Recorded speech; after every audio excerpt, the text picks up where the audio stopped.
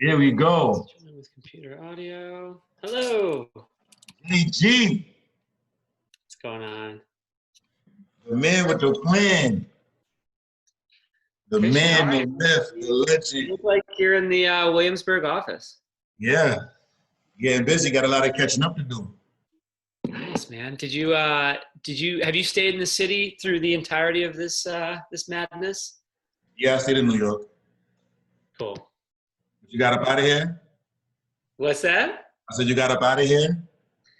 For a small portion of time around Memorial Day, we went to go visit with my wife's family, and um, we thought we'd come back on the Tuesday, then we thought we'd come back on the Wednesday, and then a couple weeks went by where we did, the quarantine thing. We realized we could actually just relax. Then probably similarly for you, work picked up big time. Out of nowhere.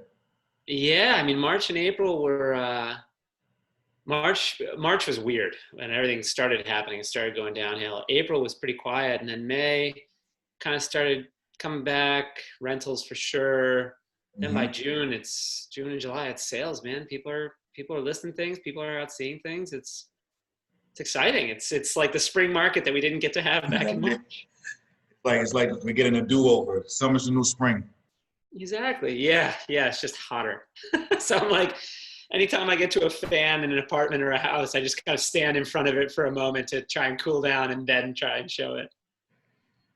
James, I like your hair look. We both got new hairstyles. I braided mine, and I see that you cut yours because before last time I seen you, you was able to like go back. Yeah, so it was very long this fall. I think I was leaning heavily into taking care of our son, our at the time 9-month-old, and just said, I don't have to cut my hair, it's fine. And then with coronavirus, it was so out of control. I just shaved it all off for a couple of months, and now thankfully we're getting back towards normal. How is he? How's the little one? Oh, he's good, man. He's 18 months. What? Yeah, he'll be 19 months in about a week, which is wild. Time flies, man. It's crazy. He's picking up a bunch of words. He's jumping on things. He's climbing on things. He's very funny. It's a very funny kid. So, yeah, very good. How are your kiddos? They're doing good. Right now they just have birthdays. We all have birthdays in May. My youngest and I share the same birthday, May 21st. Nice. And my oldest is May 7th, so they just turned 9 and 7. Nice. They just turned 9 and 7, and it still amazes me. Like, when you hear like sentences from them that you never heard before, it's just like, where did you pick that up at? Even at 9 and 7, it's just like, wow, it's amazing. Yeah, I believe it. We're getting a lot of like mimicking. So out of nowhere, today, for example, he started going like this. Just like a kind of like a, what's going on? And I don't know if I do that or if my wife does that, but just, what's up? I'm like, hey, what's up with you? I don't know. What are you looking at me like that for? So I'm sure that happens too when he gets older and it's like full sentences and stuff and not just, like movements. Yeah, it's good. I mean, look, silver lining to this is, we'd never have this time with the kids where it's very stressful and it's really difficult to work and be a dad at the same time. But you get every single day. You really, at least he's so young, we really get to see like all the little milestones and leaps that he's making, which is super cool. So it's dope. I appreciate you. I appreciate it 1,000,000%. As I told you before millions of times, and I've told everybody that ever asks me about real estate, how I got in, and my first manager, JG, and what it is that you mean to me. And it's words that you've given me, James, that I swear it was years ago, but it just sticks with me, Like I remember I took some time off. Well, one, you were actually like the first manager I had met.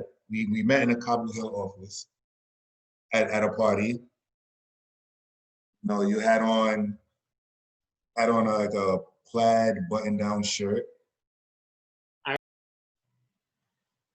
Oh, you're muted, James. You're muted. Feedback on the speakers. Let me grab headphones. All right. Hang on.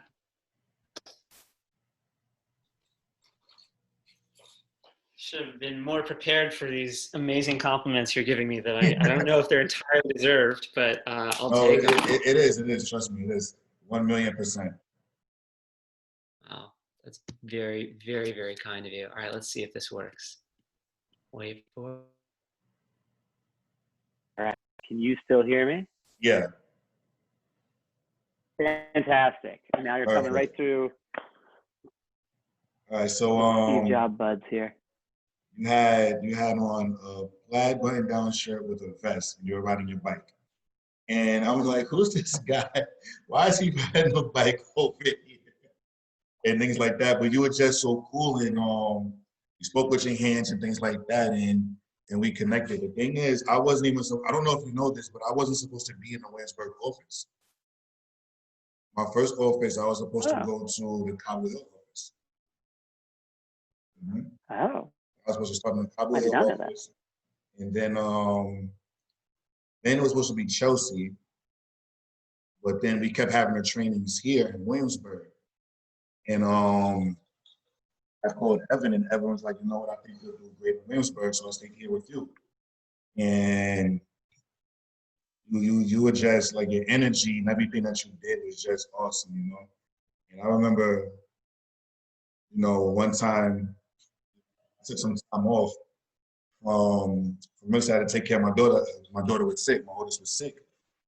And, you and I sat down, and you were like, Christian, like, do you want this? And I was like, yeah. And you was like, well, if you want it, just fucking do it. Just like that. Just fucking do it. Just do it. And I'm like, like those words just resonated with me. And as you can tell, after that is when I got my first rental. It took me almost a year. 2 weeks before I made a year, I got my first rental. It was I think it was a snowstorm or a rainstorm, and I was in the office on a Saturday, and you came in and you saw me. It was crazy weather. Crazy weather. And then my first listing appointment, my first listing, I called you, I was driving, and you said, Christian, like, it's easy now. You're excited, you feel good, you're healthy, everything's going good for you. And so it's easy. But it's the days that you don't want to do it that matter the most. And I use that quote to everybody, no matter what. Like doing it, that's when you're supposed to push. Because it's the days that you don't feel like doing it that matters the most. It's easy right now. But when you're sick, when you feel bad, when you're feeling down, those are the days that matter the most. And you told me that years later. That's some change 2 years ago, and I still remember it to this day, James. So that's why, like, I credit you for everything that I'm doing in real estate now, honestly. Oh man, that's awesome, and thank you. You're doing what you're doing because of you. You know what I mean? I'm not in the room with you when you go to meet these sellers, when you go to pitch landlords. And ultimately, I could tell you a million different things, but you're the one who's doing the work, man. I mean, it sounds crazy, but like, you should look in a mirror and be like, that guy, I look up to that guy, because it's you, dude. You're doing it, which is just awesome. In real estate could be a real discouraging business, right? Like it can really kick your ass, but it's people like you that I remember you telling me meet you on the two family on Lexington that you had, and you was like, Christian, just come here, meet me here. And boom, boom, boom, boom, boom. And I remember one time I had the keys, and we had to go and show somebody else. And I had gym shorts on. I'm like, James, I'm so sorry. I'm so sorry. I had gym shorts on and sneakers for the buyer. But it's funny because the buyer was dressed the same way. So he was like, Christian, don't worry about it. You know, All good, man. you allowing me to run the open houses on Classen Avenue. You know, all of that. Yeah.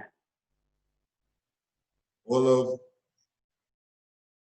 of that mean a lot. Well, so now that you're in it and you're working a whole bunch of different listings, and you know, business always turns into more business. I don't know, what would you tell a new agent, or what would you tell somebody just walked in the office, said, hey, I'm interested in becoming a real estate agent? What would you ask them? What would you talk to them about? It's funny that you asked me that. That's a good question because it's a new agent in here now. And, you know, he asked me a bunch of questions and I tell him what you told me. If I call him over here right now, he's going to tell you what you told me. You know, I'm like, it was the days that you don't want to do it that matter the most. Yeah. Call them before they call you. And I also try to give tons of advice. I ask, what are the reasons? The first question I do ask is like, why are you in real estate? Like, why real estate?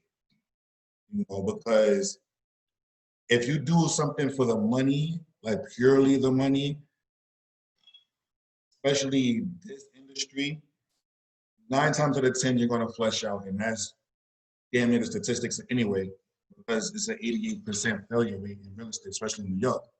So if you're doing it just for the money and you're not gifted enough, or I don't want to say lucky, but you're not there enough to be able to, I'm going to go a week, a month, 2 months, 3 months, whatever, without a check, and I'm going to fight through it, you're going to go back to a 9 to 5, more than likely. You know, if you're doing it because you think I don't have a boss in real estate, you're not going to be my own boss, I'll tell them you're highly mistaken, because when you do a 9 to 5, you have one boss, maybe 2 or 3, maybe. You have one, and you get paid either every week or every 2 weeks. No matter what, you know you're getting paid. Real estate, you have a million bosses. Depending on how many clients you're working with, all of those are your bosses. You know, so if this client wants to call you at 4 o'clock in the morning, you got to pick up that phone call. You know, if they want to, I want to meet me over here. I want to see this property. They want an open house this week. Like, you have a bunch of people to appease, and you don't know when you're going to get paid. You know? Yeah.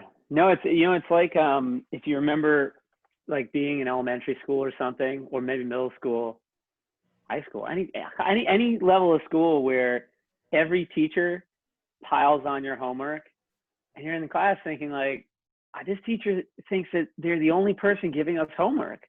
And that's because for that teacher, you know, your Latin class, your history class, whatever, like their class is their universe, right? And you're in their world, and they want you to come back in and contribute to their world.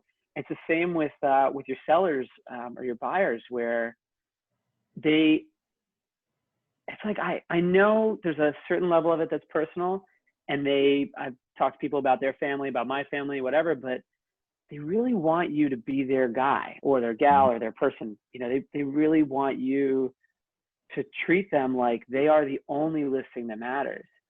And, you know, the more you do it, you know, you run into these little kind of traps where, here, I'm talking with my hands again, they're just below the camera. There's traps on the side of the road where it's like, if you, you know, maybe there's a listing, maybe you started getting these multi-million-dollar listings, and something comes around that's a much lower price point, and you're confident in your ability to sell the property, to market the hell out of it, to bring buyers to it.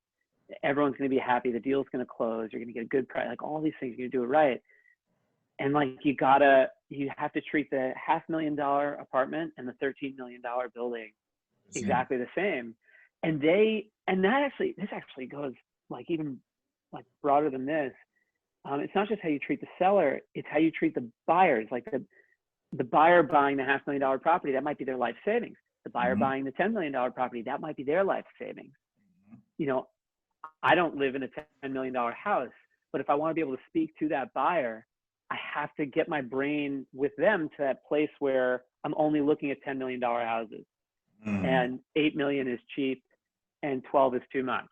And it's like, you're constantly putting on, different costumes basically. And every time it's the costume that's specific to the person that you're working for. And I really do mean it, man. Call them before they call you. Even if it's just to check in. We work with somebody, Justin Dower, who I learned this from him. He includes his seller, landlord, whomever, on all of his broker blasts, on open house announcements. He updates them every day. And he does it so that they know that he's working for them in case if offers don't come in and the sellers, but they see the video is posted. They see the Street Easy, deal of the week picked it up, or they see Brownstoner picked it up, or I Love the Upper West Side is doing a story on it and they picked it up. He's sharing that with his people all the time. And I found that I have to remind myself to do it because I'll get to work, I'll put my head down. But if I remember to do it, I know they appreciate it. Just a quick text saying, hey, the painters came by. It's gonna take another couple days, but we're moving on it. I mean, they want you to work for them, that's why they hired you. And so this is it, right? This is the excitement of the job. It's like the first thing is they said, yes, they're going to hire you. And already I'm like, I'm bubbling, right? Because you love that validation.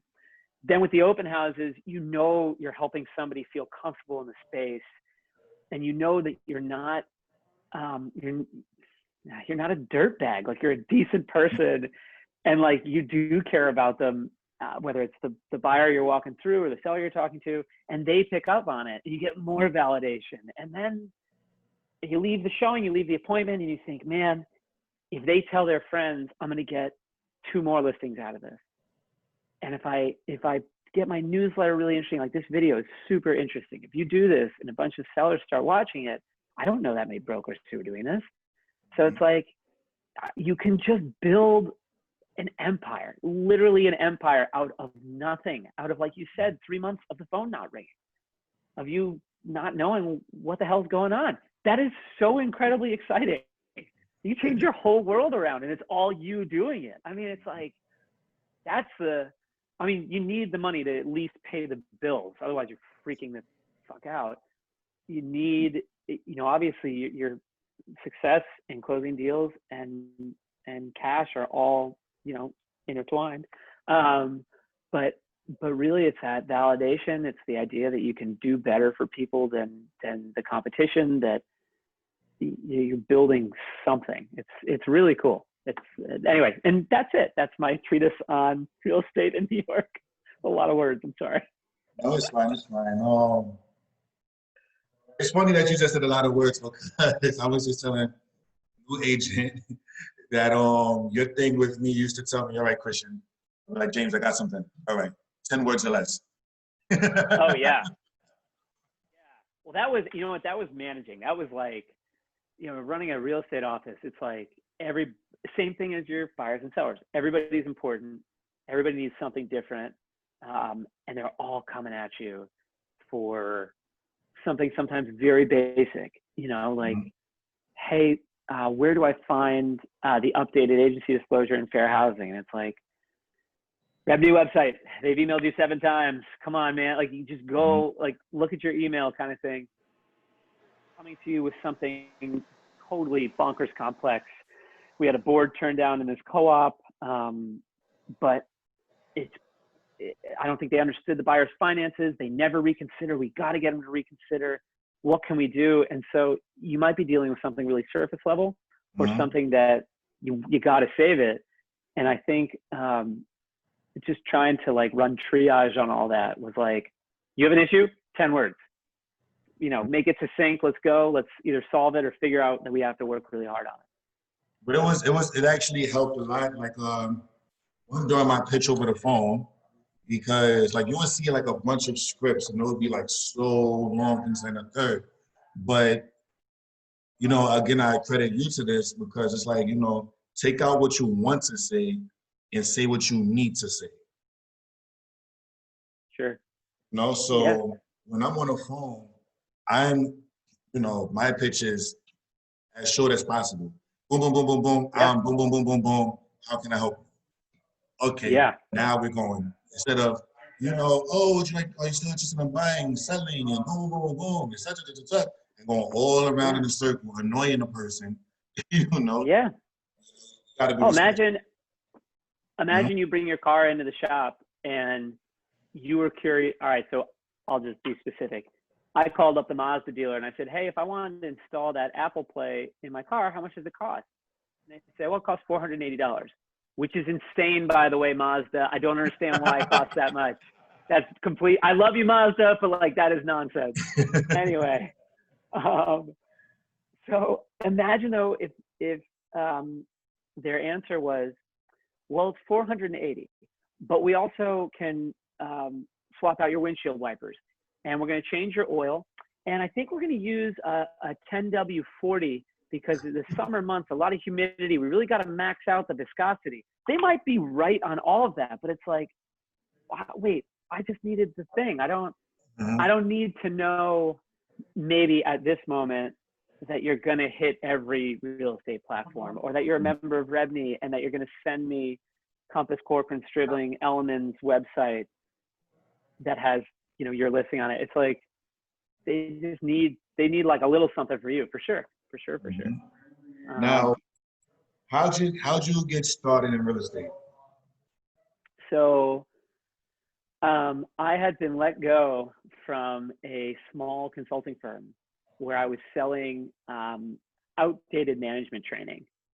Okay. And I was not doing a good job, and it wasn't a good fit. And I think there was a moment for them to kind of reorganize some things, and they were like, all right, let's get rid of this guy. Yeah. And I had long resisted like a straight commission job because I was afraid, like, what happens if I can't pay the bills? And at the time, like the average starting income for a real estate agent was like $40,000 to $60,000, and I could make that work. And if I could start there, and if I could do whatever everybody else was doing to get that level, I could make it work. And so like, that was one part of it, was like, could I do it? And I'll be honest with you, I was walking with my dad and my then girlfriend, now wife, talking about it. And it was this fantasy of like, I'll ride my motorcycle around Brooklyn, I'll rent out some apartments, maybe make some dough. It'll be fun. It'll, like, just for the summer until I figure out what I'm going to do. You know what I mean? It'll just like, whatever. I'll take the class. The class is like $100, $200. I can do that. Who really cares? And I started at a time when rentals, I think were pretty easy in Brooklyn to close a rental transaction. It was 2014. I don't think the prices were quite as high as they are now. I think that people were still leaving Manhattan, coming to Brooklyn. So they really wanted to say yes to the apartment, and they were going to pay a broker's fee. You didn't even have to do a no fee apartment. And so I think that the timing really lucked out for me, where I had really good initial success, and I found that I really liked it. I mean, you know this, like in this job, you could be doing a deep dive, hardcore analysis on pricing, marketing, how you position apartments, which ones you'd sell in a building, like really like business school level analysis. Or you could be sweeping dog shit off the front of the sidewalk of a townhouse. Yep. And really it's everything in between. Yep. And I like that. Not necessarily sweeping up dog shit, but like, but maybe even, to take that pride and be like, this is what I'm selling. I'm gonna get my hands dirty to really make this pop. I like that the more you do it, the more of a resource you become. So like just the more you learn about a 1031 exchange, or about I don't know, co-ops and co-op applications, or new development and what a commercial owner's interest is compared to like a typical like one-off homeowner, the more you can answer questions. And it's honestly, it just feels good sometimes when your friends or your friends' friends call you and they say, hey, can you help me with a thing? If it turns into a transaction, great. But if it doesn't, but you help them, they're going to tell somebody. Yeah. And like, you always get the good feeling of helping somebody. And then it turns into, or it certainly doesn't hurt your business. So it clicked, man. I took this job as like as a joke. And then here we are 6 years later, and I love it. It's really fun. And I feel like there's so much potential to do more, to do better, and like keep growing. And that's all I need. As long as the potential's there, we'll do it. You know, the only thing that scares me is when it all goes to hell. And the only time that's happened was March, and it wasn't my fault. You know what I mean? It wasn't your fault. You know what I mean? That's like, look, if you lose your job because you're lazy or you're pissing off or like whatever, that's no good. Okay. Work because the entire state is shut down. Dude, that is not your fault. You know what I mean? Like, you are a smart, hardworking, capable person. You will land on your feet as soon as people start landing. But March was nuts. March and April was like, what is happening? Like, what happened? How could this happen? And it's still, man, there's, you know, a ton of anxiety, certainly for me, you know, finding out about cases spiking in other states and wondering, okay, well, how long until they come back to New York? And, you know, what's another round of this going to look like? And I don't want any of my loved ones to get sick. I don't want anybody to get sick, but I want my loved ones to get sick. I don't want you to get sick. I don't want, you know, Eric to get sick. So you on the list. You made the cut. I don't want you to get sick. It's like, you know, it's a wild time, and yet it just is what it is. So anyway, I remember, man, you had restaurant experience. I remember meeting you.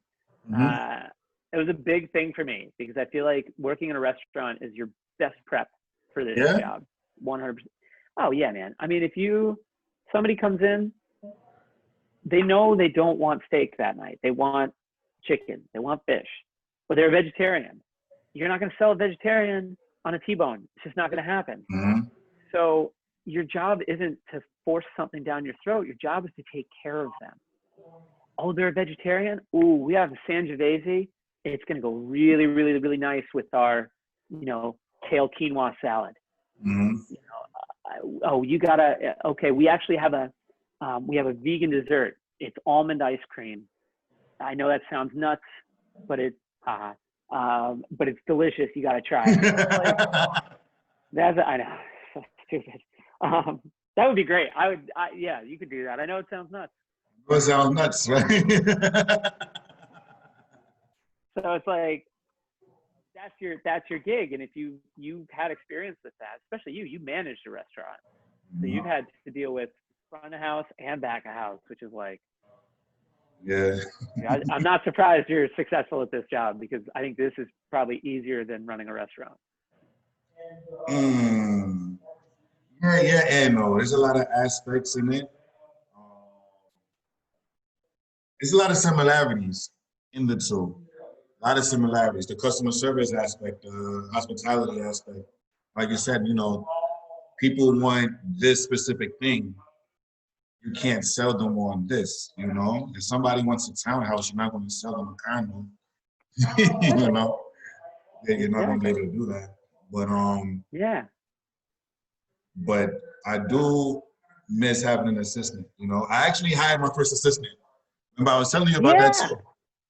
Yeah, how'd that go? She starts tomorrow. I'm jealous. I keep flirting with the idea that just somebody to bring on that would be interested in real estate and can take care of things that you've done a million times, that you don't have to be the person to do it. Like, I don't have to coordinate the cleanup of a townhouse with the contractor and the painter and make sure it happens. I just need it to happen. And we all know the difference between walls that aren't painted, walls that are painted. And it's like, I just need someone to execute on that so that I don't have to run around to it. Exactly. So I hope it goes well, man. I'm excited for you. It's a lot of things. Like they say, if you don't have an assistant, you are an assistant. You know, Absolutely. it's a lot of things that that I don't like. You know, find things you don't like, you're not gonna pay somebody else to do it. You know, like it's a lot of things like emailing, sending out cards, sending out mailers, coordinating with the photographer, the videographer, doing this and the third. You know, posting. Like, do I really need to be posting right now, or not to be cold calling? Like, all these things that I need to be doing. Getting keys, you know, go see a rental. Do I need to Getting go key get, copies. yeah, Yeah. like, do I need to do that? No, I can be on the phone, you know, handling the bigger fish. But my assistant is handling the smaller fish, you know? I'll tell you what I want. I don't want an assistant. Truly. Mm-hmm. You know what I want? What's that? I want a driver. I want a driver too. I'm not at that level yet. I want a driver. I'll tell you what, if I could find a driver that I could pay as much as an assistant, Mm-hmm. I mean, the time for me, I'm going to the Upper West Side, then I'm going to Bushwick. It's 45 minutes away. That's 45 minutes. I could be calling, I could be emailing, I could be coordinating. Mm-hmm. I mean, I'm a crazy person. I do kind of want to see the townhouse get done just the right way, and I'm into that. You the more times you visit a property, you find out something. You go to get keys from a management company. If you bring the person at the assistant desk, you know, I don't know, chocolates or something every day, maybe he or she calls you up the next time a rental's coming up and says, hey, we got something coming up. Come to the office. You got to meet the person. Hypothetically, right? Mm-hmm. And as long as my driver gets me there, I don't lose the time on the subway, biking, or driving. Mm-hmm. And parking. I don't have to worry about Even traffic. like I'm going to say, like, even if you're driving, finding parking, things like that, you know, they can just leave you outside and go about their business and meet you back when you're done. Mm-hmm.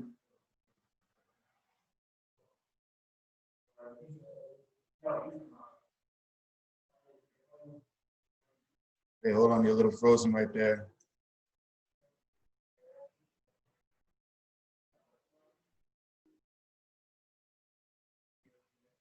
Wait, JG, oh, wait, it's frozen, it's frozen. Ah! Oh.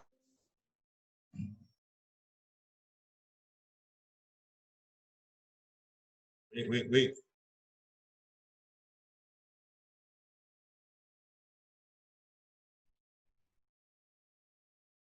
Back on. Sorry, guys. Sorry. Wi-Fi went out, but we're back on. We're going to get JG back on right now. Okay? Getting back on right now. Right now, he's having back on. Oh, I'm sorry. Here he goes.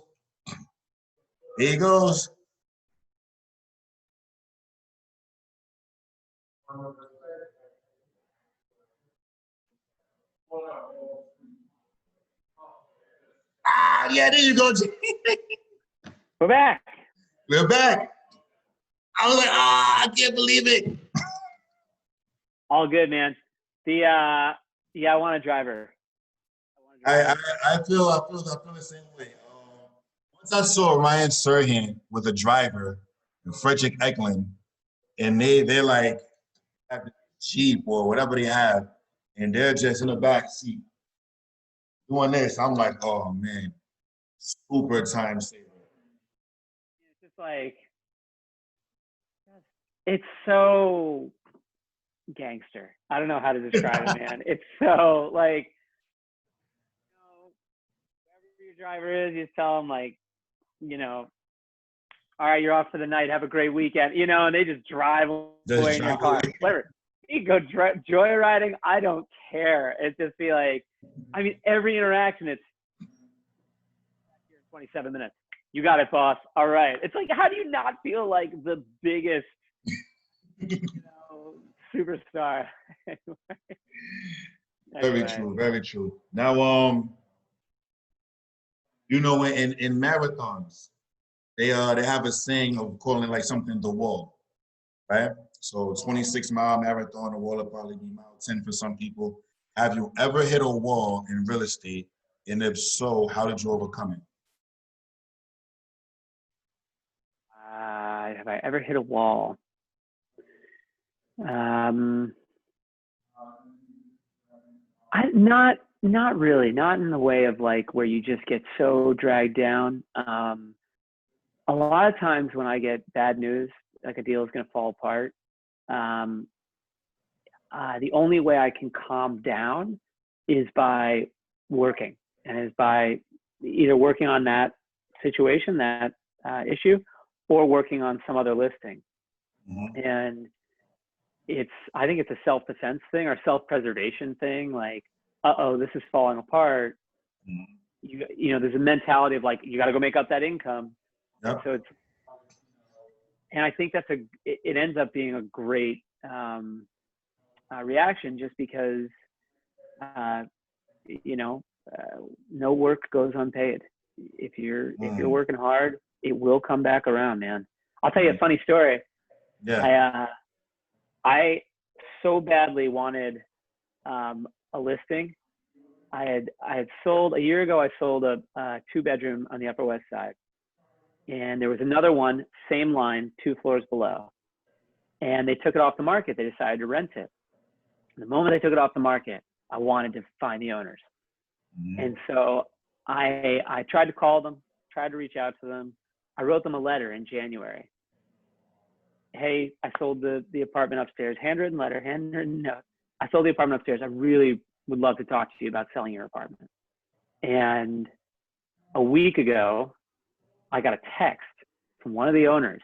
It said, hey, I got your note. And it's a picture of my note. Wow. And I said, terrific. Can we talk? And he said, yeah. And what happened was the letter got stuffed into a magazine in their mailbox. Oh. He was at the beach reading an old copy of the New Yorker, and it fell out and landed in the sand, and he picked it up. Wow. And read it. Wow. Like, dude, I wrote 24 letters in January, and as I'm writing them, I'm like, there's that little voice that's like, I don't know, man. I don't know. You know, it's just, and it's like, here we are, 7 months later. We just took photos and a video of the apartment this morning. We're gonna launch it. Wow. So it's like, dude, like you talk about just, that's it. It's like, just put in the work. It will come to you. And if it wasn't that apartment, maybe somebody else in the building, or maybe you'd have a renter if they wanted to re-rent it, or whatever the hell is going to happen, but you're going to be hungry for it.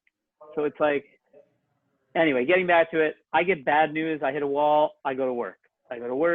And I anticipate something will come out of it. I just try to stay mobile, stay loose, and like make good on, the moment your phone rings, man, jump on it. I mean, like, there's a difference between pressuring somebody and being really excited about getting their business.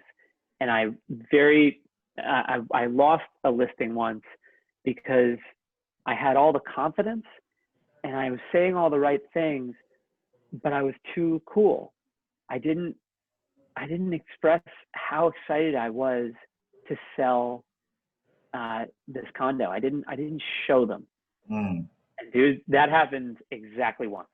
That is never happening again. You know what I mean? So it's like, okay, it's not pressure, it's excitement and it's persistence. And people like that. People appreciate that. So no wall, just bad news. How do you attract the business? I know you do a lot of like multi-million-dollar business, How do you attract the initial business? How do you get them to you? Say yes. Say yes to anything. Somebody says, I have a $6 million co-op on Park Avenue, and you've never sold something on Park Avenue. You say, yeah, I will absolutely come and meet you. You're not going to bullshit them. You're not going to lie. You're going to do a lot of homework. If you've never done something before, you do a lot of homework. You're going to set yourself up with a lot of support, so that if you don't have the experience, you're at least gonna come off as young and hungry. Mm-hmm. And if they're jaded by the experienced brokers and they're looking for somebody fresh and hungry, they're going to go with you. Say yes to something that seems crazy. You know, I feel like certainly I have a comfort level with my financial situation. And as I mentioned, it's not a $10 million mansion, Mm-hmm. but try to just pretend you are comfortable with it, you know, just kind of fake it. And that's not, you're not putting on an air. Again, you're not lying. You're just saying, okay, I can picture somebody with a certain level of income or a certain amount of money in their wallet, and this is what they're looking at. Mm-hmm. And after that, everything else is the same anyway. I mean, I've had real like dirt bag wealthy customers, and I've had unbelievably classy low income customers, and it's just, you know what I mean? And like, and everybody's concern is always the same. They want the best that they can get. They want you to work hard for them. So the numbers are almost meaningless, you know. Be you, be classy, work hard. And then in terms of how to attract it, say yes and make the phone calls, write the letters, be consistent. You know, everything that anybody tells you to do to like grow your network, I actually think you just have to do it. And I think I think a lot of people are good at planning or talking about doing it, but then when it comes to actually making the calls, a lot of people, yeah, man, it's not that fun. That part's not that fun. Like doing the research is not that fun. Or like running around and you're a little nervous about whether or not they're going to say yes to you. That doesn't feel great, but do that so that you can do the fun stuff, so that you can get to the yes. So I guess that's how I would attract it. And a job leads to a job, man. Buyers come through, help them find the next spot. You're helping them find the next spot. What didn't sell last year? You know, you have randomly, you got put into a $5 million situation. Any buyer that comes to that, now when you call some other $5 million situation, you have buyers. They want to hear from you. Mm-hmm. If somebody's trying to sell their spot, and for some reason, if you can somehow just, you know, connect those, everybody's happy, and then they're going to recommend you to somebody else. There's a woman, a real estate agent, I can't remember her name, but she sent her kids to Poly Prep. And I don't know what the tuition is there, but I do know she was quoted as saying that was the best investment into my business I've ever made. Because all of her kids, friends, parents, when you're talking to each other next to the soccer game, it comes up. Same way it does for you and me with other stuff. Like I play in a band. My entire band is finance guys. They're who I ask when I have a question about life insurance or investing or whatever. Mm-hmm. And they're also who I recommend if one of my sellers needs help with their money. Mm-hmm. And so it's like, you just sort of, and these are guys that I play like 90s rock covers with. You know what I mean? Yeah. This isn't like sophisticated networking. This is just like, use the people you know, man. Mm-hmm. My favorite landlord, and I have one. Oh God, am I allowed to say that on a recording? I do have one. I met him outside the deli diagonally across from the office you're sitting in. Wow. Yeah. He was getting a sandwich. I was getting a sandwich. The guy who used to make the sandwiches at that corner deli, his name was Juan. He was the best sandwich maker like on the planet, and everybody in South Williamsburg knew it. They all came to him, man. Everybody. And I think we were just talking about it outside the deli, and I said, oh, I work right over there on the corner. And he said, oh, could you help me with the rental? I've rented his apartments for 4 or 5 years. I've sold one of his apartments, and I love the guy. So it's like, I met him literally holding like a $5.50 turkey sandwich. And like, he's my guy. You know, he's practically family. Wow. So yeah, man. That's crazy. It's cool. A lot of prospecting that I do, I typically focus on the expires, man. But like something that I want to is the luxury market and the multi-million-dollar condos and all that. And you walk in, it's just like, taking pictures of, one of the properties on Kent with overlooking the water and things like that is just beautiful. And, seeing yourself in that, representing that is just a whole different feeling and amazement. But however, a lot of those don't come up as, an expired. Like that information isn't always readily available. Sure. So how do you recommend getting in contact with those sellers? Yeah. Be able to do that? I mean, there's a lot of different ways you can approach if it's like a specific building. I'm a big fan of writing letters. I don't always do it handwritten, but I think that, someone gets a note that's specific to them, and you've signed it, your card's in there. I've seen it work. It's worked for me. Other inroads is if there's a rental in the building, can you get in front of one of those owners? Is there staff in the building that you'd have a reason to know? I'm sure there was a time when, like, knowing the guys who work the elevators in like an old co-op building, like if you get in with them, they're hearing the whispers of the entire building. In fact, I'm sure that still happens.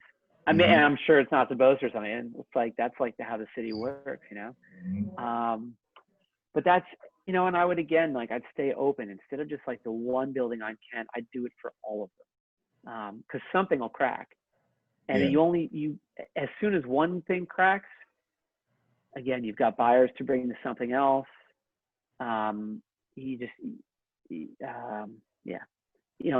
again, some of these listings that we're talking about that do expire, you can find those owners. You can call them. You can email them. I mean, you specifically, Christian, present yourself with a ton of class, and I feel like you walking into a multi-million-dollar building is not a crazy thing at all. Like I've seen you roll into the office in your suit, and I'm like, yeah, okay, that guy's moving. I mean, dude, you're on East. You have a listing on Eastern Parkway right now. That's a no joke street. That's that's one of those strips where, like, the older generation of Manhattanites, when their kids buy on Eastern Parkway, they go, "Oh, Brooklyn is nice." Like, yes, Brooklyn is nice. Welcome. We're glad you finally figured it out. So it's like, you're in, man. You're in that building. Who have you talked to in the building that might be willing to sell? What listings didn't sell last fall or fell apart this spring? It's like, just like that. I appreciate it. Two more questions. I don't want to take up too much of your time. Sure. I hope you edit this down. I talk way too much. I'm sorry. No. That's totally fine. All right. So, how did you perfect your pitch?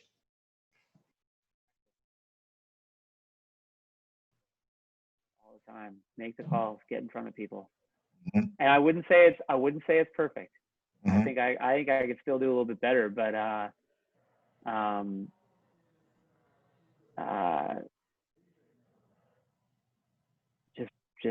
just do it over and over and over. You know what?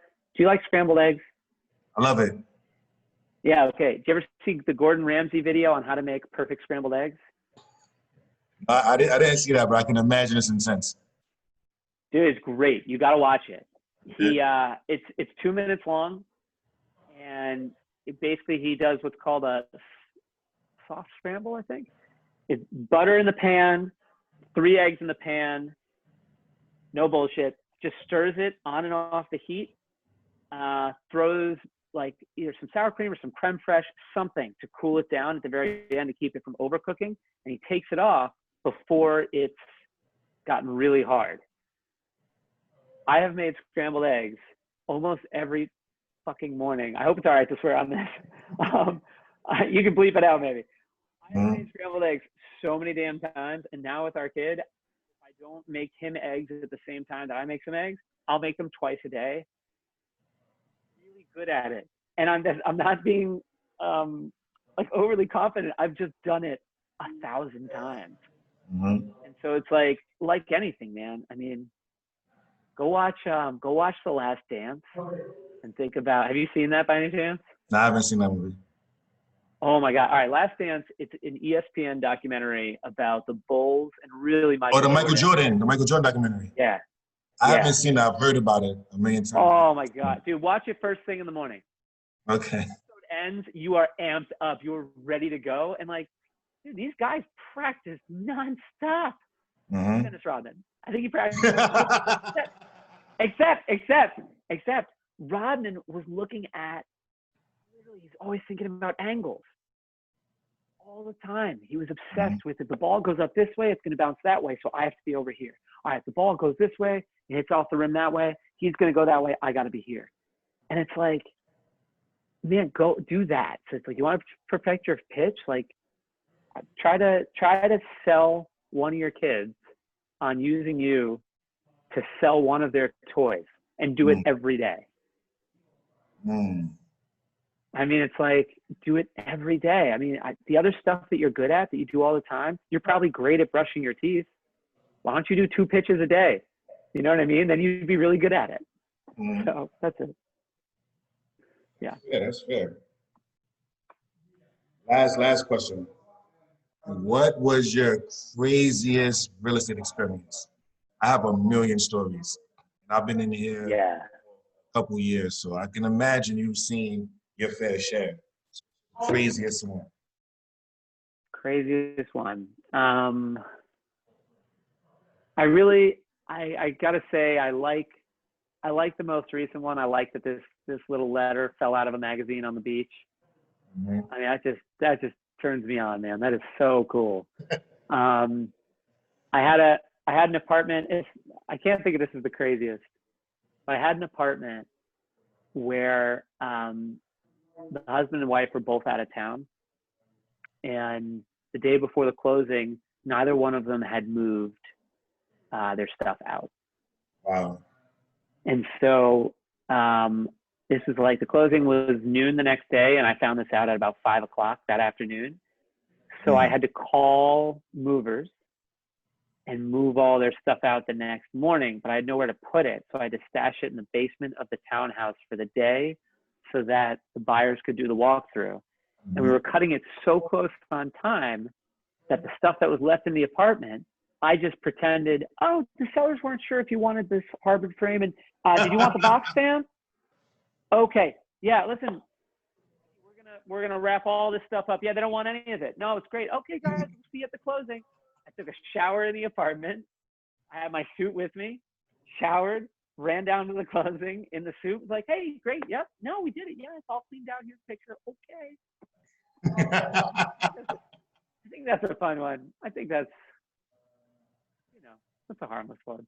But yeah. I'll tell you one. One of my crazy. Okay, so Jackie and I, we were selling a single family in Queens on Linden Boulevard. Yep. And 55, 56, right? 155, 56 on the Boulevard, exactly. Appreciate that, James. Dude. So what we did to market it, we circled prospects, and I called everybody about, and then for the first couple open houses, we door knocked 100 houses this way on a Friday. Then on a Saturday, we door knocked 100 houses this way. Right? I think maybe even over 100. We put out a lot of flyers. So one of the houses, which was across the street and on the block, and a lady, she was outside and she was drinking. And she was like, oh, you're a broker? I want to sell my house. So we go inside. So Jackie and I were like, okay, yeah, we can help you. I think I actually had some exclusive agreements with me in the folder. So we go inside and we walk inside. And the house is a wreck. There's holes in the ceiling. There's holes in the wall. We're going up the stairs. The stairs are creaking. It smells terrible. So, but we can't, you got to act like, it's regular. We go downstairs in the basement. Her husband is downstairs sleeping on a mattress that's on the floor. I'm like, oh my gosh, you know. I gotta get out of here immediately. And she wants like 600,000 for it. Yeah, man. That I'm sounds like, about par for the course. I'm, they're like, wait, what? The number of times I've called my parents to tell them a story like this, Mhm. or my sisters, I always try to remind them, like, guys, these are $1 million listings. Like, you see the show and it all looks very sexy and very cool. And it's like, man, I have been in houses where I'm like, I think this is going to fall on me right now. We had a house, Eric and Jen sold a house a couple years back where there were no less than 50 cats all over this house. And it smelled apparently horrendous. And they went in there and cleaned it for like 3 weeks to get it to sing. I mean, it was like crazy stuff. And so it's weird. It's like a lot of this, I mean, dude, they're homes, man. Like, is your bed made? Is it made like perfect? Is it made like staging, you know? Nope, not right now. Definitely not. Dude, I literally, when I walked into this room before jumping on the call with you, there's a big wet mark on the carpet behind me. And my first thought is, okay, did the cat pee? It's like, no, you'd smell that. Did your son pee? It's like, no, I think you'd smell that. Turns out, toddler just dumped water on the floor. That's fine. But like, that's my life, man. This is my world. There's a Lego minefield behind me on the floor right here. That's how normal humans live. That's usually what you go in to sell. It's like, that's why we stage it. Every once in a while, you get one of those sellers who's like, leaves their house like magazine ready, you know, just gorgeous. And I don't know, I think they probably spend a lot of time polishing countertops and like making sure everything's just like perfect. Try to make it A-okay. I remember I had a guy tell me while we were taking the pictures of his apartment, and he was like, you know, I was like, is it okay that I fix the bed? You know, to fix the bed. And he was like, no, trust me, I do this all the time. You know, people actually like when it's messy. Like, it sells more. And I'm like, I don't know about that. I don't know about that, man. It's like, nobody wants to know. It gives it the feel that somebody lives here. And I'm like, that's not always a good thing. No, man, it's like, when I think of a messy bed that isn't mine, I think of like, who was in that bed? What were they doing? I don't want to be in this room right now. You know what I mean? That's intimate. That's really intimate stuff. Yeah, man. This is the whole coronavirus thing of like, everybody's in their space, you know? Yeah. Oh, man. It's a running joke, right? It's like, maybe you don't, you know, you're not dressed right. So. It happens. Before you let me go, what is your favorite thing about this job? You've been doing it. You're amazingly successful. Sky's the limit for you. What do you like the most? Appreciate it. I think I like the challenge a lot. That's what I like the most. I like going in there, getting the listings, being belly to belly with the people, and it's more so like getting the listings. Like, I like that part. Like, it's kind of like the first round of negotiating, you know, because you got to negotiate with the seller to be able to give you their listing exclusively, you know? Yeah. Like, you got to show them what you really got. Because if you're not good enough to negotiate with them to get the listing, you're not good enough to the property. You know, you're not going to get them the best price possible because you couldn't even convince them to sign a piece of paper, you know? Right. So it's like a dopamine hit. It's like you get a high off of it. It's like, wow, he didn't give any other agent the listing. They chose me, you know, and you know, that's what I really like. And then going out there, taking the pictures, showing the sellers how serious I am with, you know, the quality of pictures. Johan does my photography. So, and he's amazing with the photography. So, you know, doing that and showing them, look, we have our own website, and you go on this website and you see it, and we're going to feature it here. Things like that, even afterwards. I like that, you know? Did you say that Johan does your photography? Yeah. Dude, he is the best. Yep. Like, and he's hungry and he's doing really cool things right now where he's starting to do a bunch of video work. And it's like, it's one of those things that I'm excited for him to be doing it. And so you bring that in to your seller and you're saying like, I have 4 photographers that I've worked with, but there's really one that stands out, and I've already got him available. And you can show the seller, like, look, this is what he does. And this is like, what he does. You just, and like your excitement over it, it's like they tell you in writing, show, don't tell. You know, Sally was afraid is a very boring sentence. But you say, Sally felt the goosebumps on her arm, her eyes widened, she got a chill in the back of her neck. Sally's terrified. You know what I mean? You're showing. And so it's like, you show them the good photos, and it's like, dude, and if it's listings you've sold, then you're also showing them without telling them, I use them for this project. I use them for this project. I use them for this project. And you're getting to see different things. And it's like, you're answering so many questions for that seller in that moment. It's a cool thing. And I love Johan, man. He's rad. He's amazing. He's the best. Yeah. Oh my gosh. What he did to 155-56 Linden.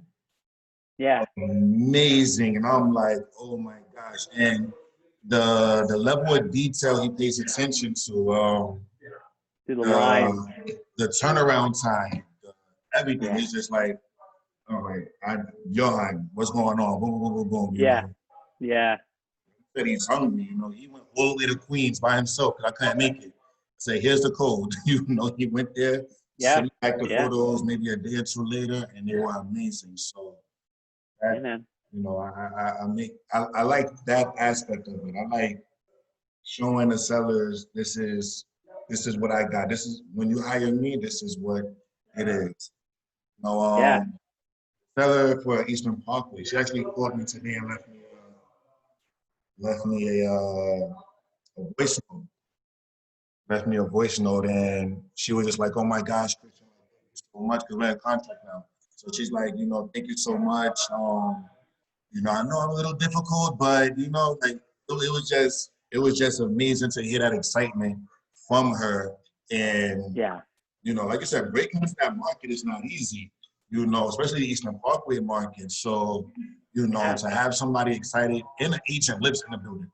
So to have somebody that excited to work with me and things like that, and be that grateful enough to call me and just leave a message on my phone and some of these things, it's amazing. That's what I like about it. Dude, you're going to take care of her past just the sale. You're always going to remember her birthday. You're going to send her a little gift at the holidays. And you're going to keep her on your newsletter so she's got you in the back of her head. Now when you go and pitch something else, one of her neighbors needs something, that's it, man. You're not going to get worse at this job. Do you know what I mean? You're only going to get better at it. You're only going to keep building your book. That was an amazing. Ah, man, James, I love talking to you. You're not going to get worse at this job. Oh my gosh. That was strong. That was strong. Oh, thanks, dude. Yo, let's end it there. That's it. We did it. We hit the peak.